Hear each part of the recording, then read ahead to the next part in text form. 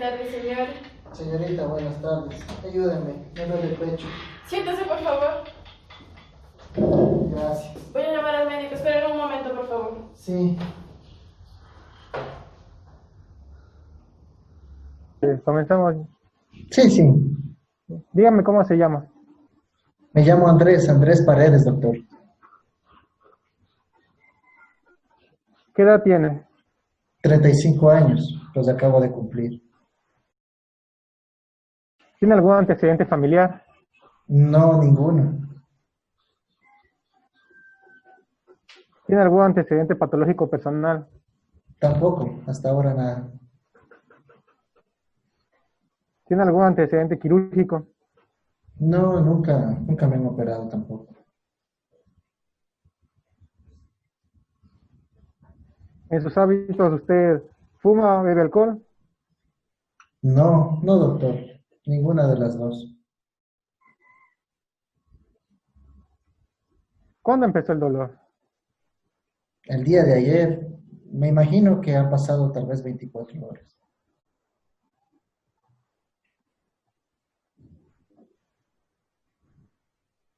Dígame, ¿en qué zona se localiza el dolor? El dolor empieza en el centro del pecho. Es ahí donde lo siento más fuerte. ¿El dolor es localizado o se expande a otras zonas? Empieza en el centro, pero se corre. Me va y me toma el brazo, casi completo. Y también un poco de la espalda, todo del lado izquierdo.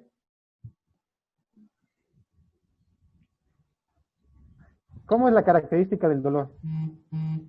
Es un dolor que empieza fuerte, agudo. Se siente como que quema.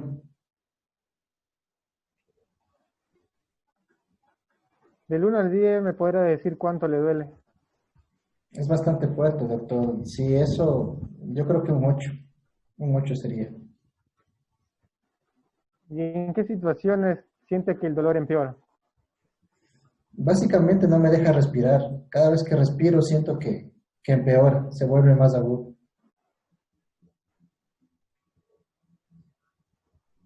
¿Y mejora con algún movimiento?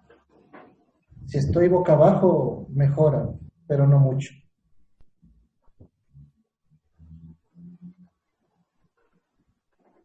¿Ha tenido algún otro malestar o dolor en estos últimos días antes de que se presente esta enfermedad? Tal vez hace unos 8 o 10 días estuve con un episodio de gripe. ¿Y está tomando algo para eso? En aquella ocasión tomé loratadina y me alivié. Le voy a tomar los signos. El brazo derecho, por favor. Gracias.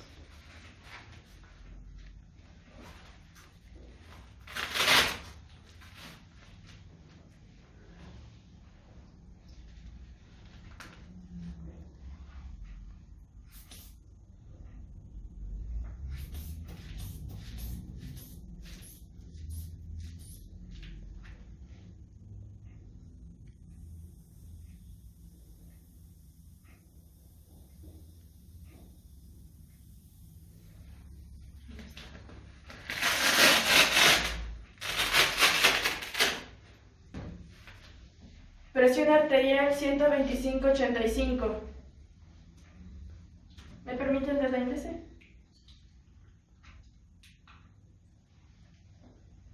Con esto le voy a tomar la temperatura.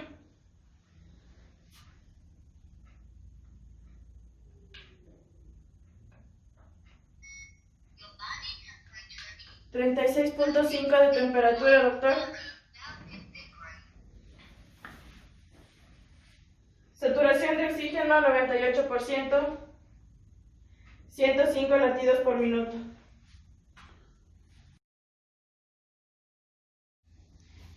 Voy a proseguir a hacer el examen físico. Voy a empezar por la cabeza. A ver.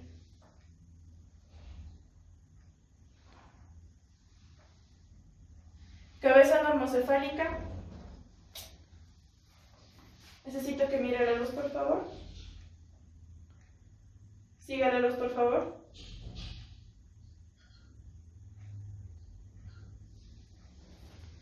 Pupilas isocóricas normales.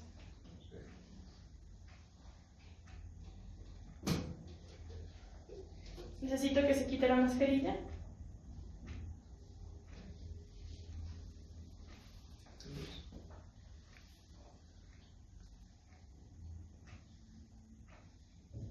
Diga ah. Ok.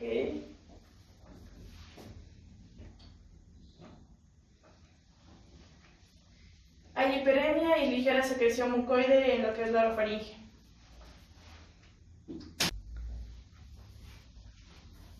Voy a hacer el examen de cuello. Por favor, necesito que eso. Presencia de adenopatías. ¿Duele? Sí, sí tengo dolor. Ligeramente dolorosas. Más o menos de 1 a 1.5 centímetros. Voy a auscultar el corazón. Necesito que se quede quieto.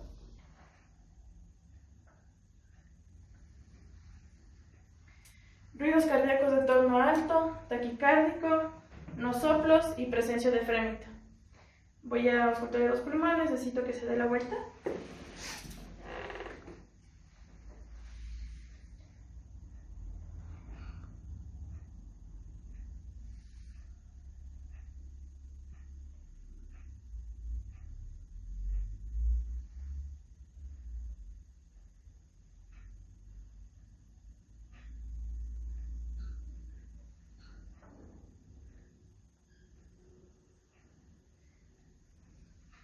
Expansibilidad conservada, murmullo vesicular normal, no estertores y no sibilancias. Ahora le voy a revisar el abdomen, necesito que se recueste y se descubra el abdomen. Necesito saber si le duele cuando aprieto. No, no, no, no, no duele, ¿no? Tampoco. No, no, no, no.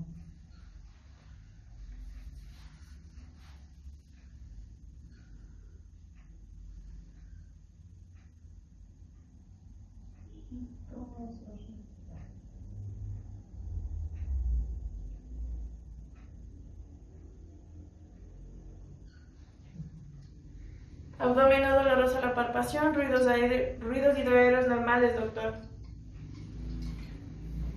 Gracias. Cúbrese, por favor. Ya, entonces, ahora vamos a proceder a hacer unos exámenes complementarios. Necesito que se realice un electrocardiograma, un ecocardiograma, una RX de tórax y una biometría hemática. Aquí le estoy solicitando el pedido, necesito que vaya aquí al laboratorio que queda aquí al lado y apenas se hagan los análisis, viene acá de nuevo para darle el diagnóstico y el tratamiento a proseguir. Está bien, doctor. Haré lo que usted me diga.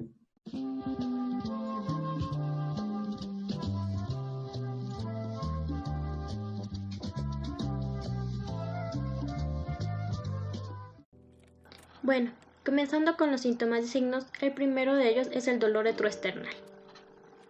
Este dolor va a ser producido por estímulos nociceptivos provenientes de la piel o vísceras del tórax. Ellos activarán terminaciones nerviosas periféricas que viajarán a través del tracto espinotalámico hasta llegar a la corteza somatosensitiva, donde se integrará la información del dolor. Las causas más frecuentes de dolor retroesternal son cardiovasculares como cardiopatía isquémica, pericarditis o disección de aorta, pulmonares como embolia de pulmón o neumotórax, gastrointestinales como reflujo gastroesofágico, espasmos esofágicos y otras causas menos frecuentes de dolor retroesternal pueden ser musculoesqueléticas como costocondritis, mamarias como tumores y psicógenas como hiperventilación o depresión. Hablando un poco más acerca del factor cardiovascular, tenemos un dolor retroesternal de tipo angina o infarto de miocardio. Este dolor va a estar ubicado en el tercio inferior del esternón. Va a tener una irradiación hacia la mandíbula, el cuello, hombro, brazo, dorso y epigastrio. va a tener una duración de 1 minuto a 60 minutos, un carácter opresivo. Su causa de aparición puede ser el esfuerzo, la emoción o el frío. Su causa de cesación son los reposos y nitritos, y sus signos de acompañantes puede ser signos vagales y disnea. Otro tipo de dolor retroesternal es el pericárdico. Este dolor va a estar ubicado en el tercio medio del esternón. Se va a irradiar habitualmente hacia el precordio, el dorso y el cuello. Va a tener una duración de horas a días. Va a ser de carácter quemante o urente. Su causa de aparición puede ser en reposo, en una inspiración profunda, en la tos o en movimientos torácicos bruscos. Su causa de cesación puede ser la posición de cúbito ventral y posición genupectoral. Sus signos de acompañantes son fiebre, tos seca y frote pericárdico. Y otro tipo de dolor retroesternal podría ser el aórtico. Este tipo de dolor va a estar ubicado en el tercio inferior del esternón. Se va a irradiar hacia el cuello, dorso y región lumbar. Va a tener una duración de horas a días. Va a tener un carácter celebrante o desgarrante. Su causa de aparición puede ser el reposo y puede aumentar con el esfuerzo o la tensión arterial.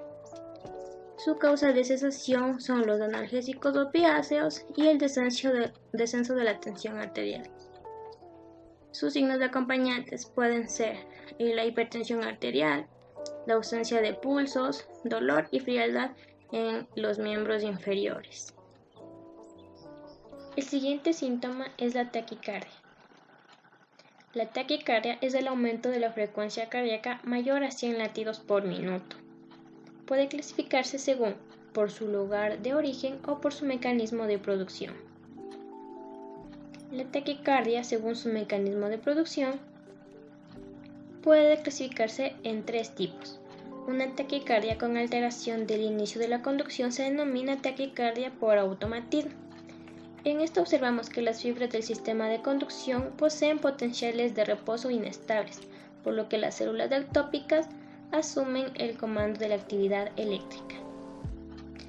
Una taquicardia con alteración de la conducción del impulso se denomina taquicardia por reentrada. Aquí observamos una variación de la duración de los periodos refractarios de las diferentes fibras, por lo que el impulso se bloquea en sectores con periodos refractarios largos, mientras que el impulso continúa en sectores con periodos refractarios cortos. Y por último tenemos la taquicardia con una aparición de postpotenciales, denominada taquicardia de actividad gatillada. Aquí observamos una despolarización parcial de las fibras, que se traducen como postpotenciales precoces o postpotenciales tardíos. Estos potenciales alcanzan una magnitud suficiente como para llegar al umbral y desencadenan un nuevo potencial de acción y por ende una arritmia. La taquicardia, según su origen, puede clasificarse dependiendo de si el origen se encuentra por encima de la bifurcación del haz de His, se denomina taquicardia supraventricular. Así tenemos la taquicardia sinusal, la taquicardia paroxística supraventricular, el flúter auricular y la fibrilación auricular. En cambio, si el origen se encuentra por debajo de la bifurcación del haz de His, son taquicardias ventriculares, o una fibrilación ventricular o un flúter ventricular. El siguiente signo que el paciente presentó es la orofaringe hiperemia. La hiperemia es el aumento de la irrigación de un órgano o tejido, como podemos ver en esta imagen.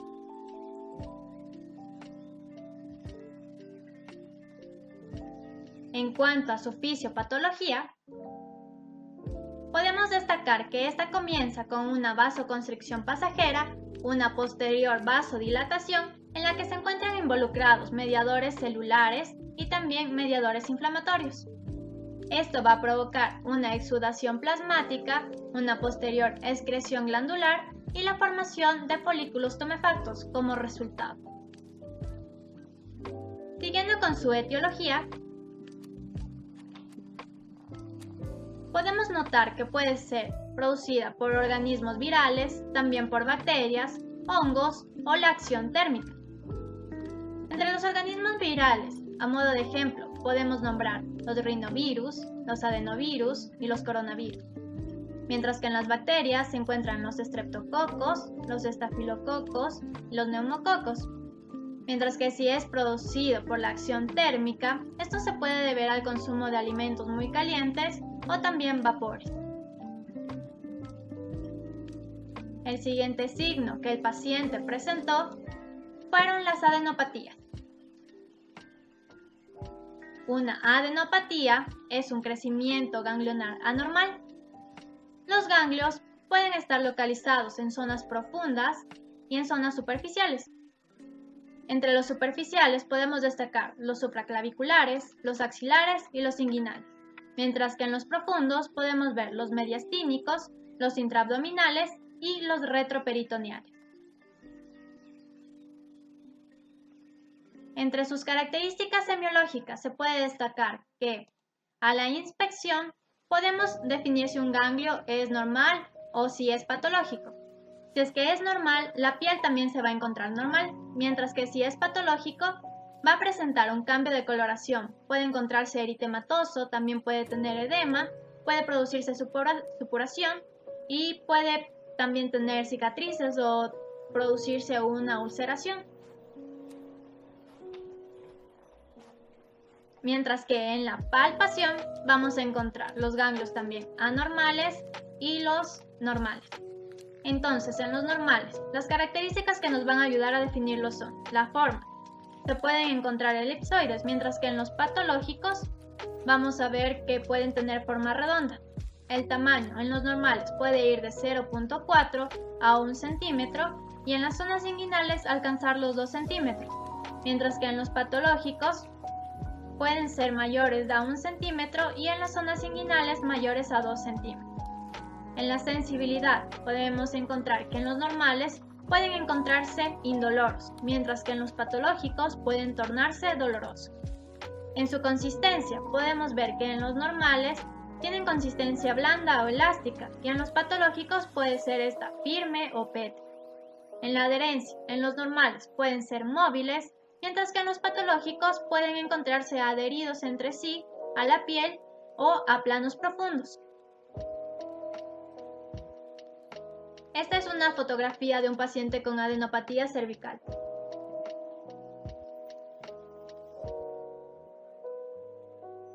Siguiendo con su etiología, podemos encontrar dos grandes grupos, los frecuentes y los infrecuentes. Entre ellos, los más frecuentes son los de origen infeccioso. Pueden estar provocados por bacterias, virus, organismos micóticos, parásitos y también clamidias. También encontramos los neoplásicos. Estos pueden ser hematológicos como los linfomas y las leucemias y los no hematológicos, por ejemplo la metástasis de carcinoma. En el grupo de los infrecuentes encontramos los inmunológicos que pueden ser producidos por alguna de estas enfermedades, la enfermedad del suero, las colagenopatías o la sarcoidosis. Mientras que los producidos por fármacos pueden ser fármacos anticonvulsivantes, los cardiovasculares, los antirreumáticos y los antimicrobianos, a modo de ejemplo. Entre los factores a tomar en cuenta en este caso son el cuadro pseudogripal, que es un proceso en el que el cuerpo tiene una reacción similar a la de un virus gripal. Entonces, nuestro paciente pudo haber debutado con los siguientes síntomas. Pudo haber tenido tos, fiebre, congestión nasal, secreción nasal. Pudo haber tenido dolor de garganta, dolor de cabeza, dolor muscular y fiebre. Otros factores a tomar en cuenta en este caso son los fármacos que estuvo tomando nuestro paciente, los cuales fueron loratadina, que es un medicamento utilizado para tratar las alergias. El mecanismo de acción es un antagonista competitivo de los receptores H1 de histamina. Se suele utilizar a menudo en combinación con la pseudoepinefrina. que es un agonista de los receptores alfa-1 adrenérgicos, por lo que va a provocar una vasoconstricción en la mucosa respiratoria periférica y por lo tanto va a aliviar la congestión nasal. Otro medicamento fue el ibuprofeno, que es un antiinflamatorio no esteroideo, por lo cual su mecanismo de acción va a ser inhibir la ciclooxigenasa 2, por ende va a disminuir la producción de prostaglandinas y también va a tener sus efectos analgésicos y antipiréticos.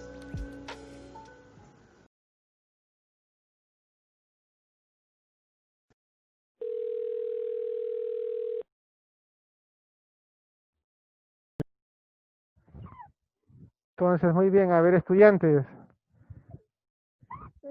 Señorita Guzmán, ¿qué piensa que tiene el paciente? Ya, yo pienso que el paciente tiene una endocarditis debido a que el 80% de los casos es producido por Streptococcus o Staphylococcus, que posiblemente fue la causa de su cuadro pseudogripal que presentó. Entonces, esta endocarditis puede crecer en vegetaciones y producir un disfuncionamiento valvular, puede perforar alguna valva o romper alguna de las cuerdas tendinosas, por lo cual se puede producir, empeora la situación hemodinámica, y la infección de algunas estructuras valvulares como el anillo o el miocardio pueden producir abscesos, fístulas o miocarditis, las cuales explicarían los trastornos de conducción o arritmias, como la taquicardia que tenía este paciente. Aunque no tenga fiebre, también puede producir la endocarditis soplos cardíacos y dolor precordial.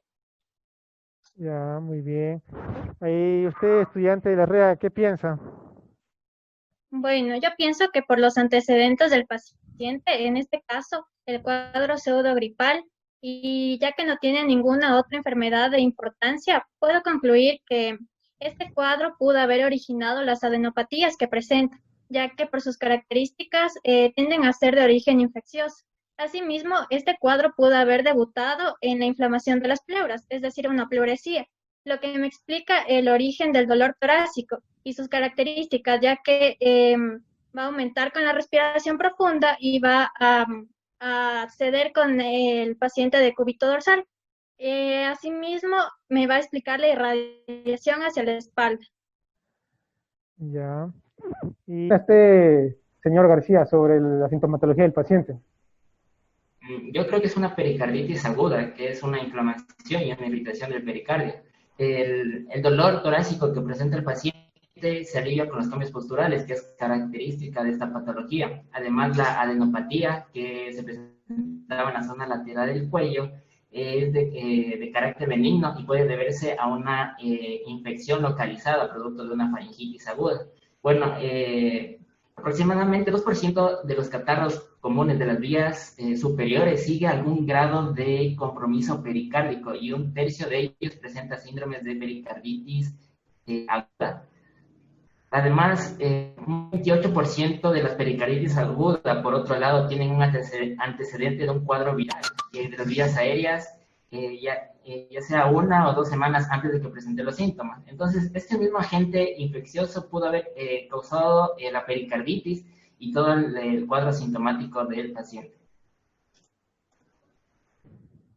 Como vemos aquí vamos a ver el electrocardiograma del paciente. Primero vamos a sacar las características básicas del electrocardiograma: ritmo, ritmicidad, frecuencia y eje. Entonces, el ritmo es sinusal, producto de la presencia de ondas P antes del complejo QRS, como vemos aquí. Su ritmicidad tiene una ritmicidad regular porque los complejos QRS se encuentran a la misma distancia entre el complejo QRS, la misma distancia. Y la frecuencia cardíaca en este electrocardiograma sería 300, 150, 100, 105 latidos por minuto total, como tenía el paciente. Y para sacar el eje nos vamos a basar en el eje isodifásica, en la base isodifásica que se encuentra aquí, ABL. El contrario de ABL es de 2, de 2 positivo. El de 2 positivo se encuentra en el eje más 60 grados, entonces el eje es más 60 grados. Ya, entonces aquí en este electrocardiograma vamos a ver que el segmento PR, como vemos aquí, el segmento PR se encuentra por debajo de la línea isoeléctrica. En cambio, el segmento ST se encuentra encima de la línea isoeléctrica y vamos a ver unas ondas T prominentes, picudas y simétricas, características de una pericarditis en su fase aguda. Este examen complementario nos ayuda a diagnosticar el 90% de los casos de una pericarditis aguda. Y para descartar un posible derrame pericárdico, tenemos aquí el ecocardiograma, en donde vamos a ver las pleuras paletales y viscerales que no se encuentran ningún líquido entre ellas. Entonces no existe un derrame pericárdico. En cuanto a su biometría hemática, vemos que los valores se encuentran normales, no hay presencia de neutrofilia ni desviación a la izquierda de los neutrófilos. Entonces ahora vamos a continuar con el examen, a explicar el RX de tórax, que lo va a hacer la estudiante Lima.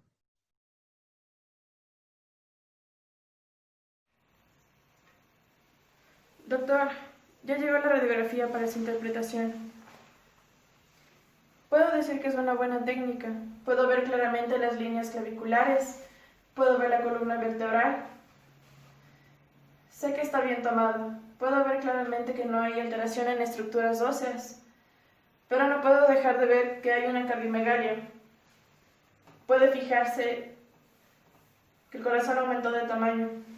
Podría pensar que es una pericarditis aguda, pero el diagnóstico está ahí en usted.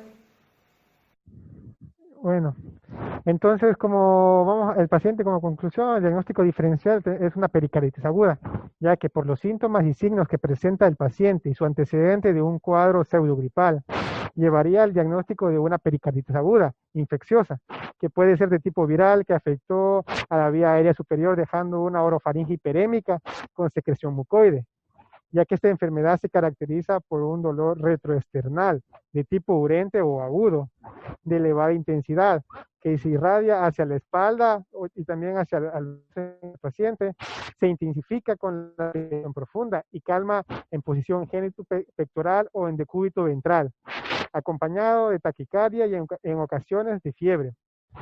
En cuanto a las adenopatías, por las características que presenta de tener un tamaño de 1 a 1.5 centímetros y dolorosas, sugieren una etiología infecciosa, que puede haber sido desencadenado por el cuadro pseudogripal que presentó hace 8 días, o bien por el drenaje linfático que reciben los ganglios cervicales de la cavidad torácica, en donde existe un proceso infeccioso.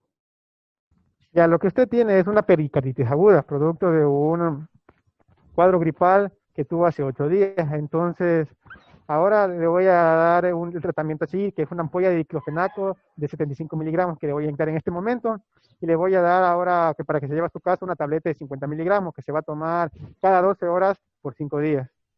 Está bien, doctor, muchas gracias. Espero aliviarme de esto.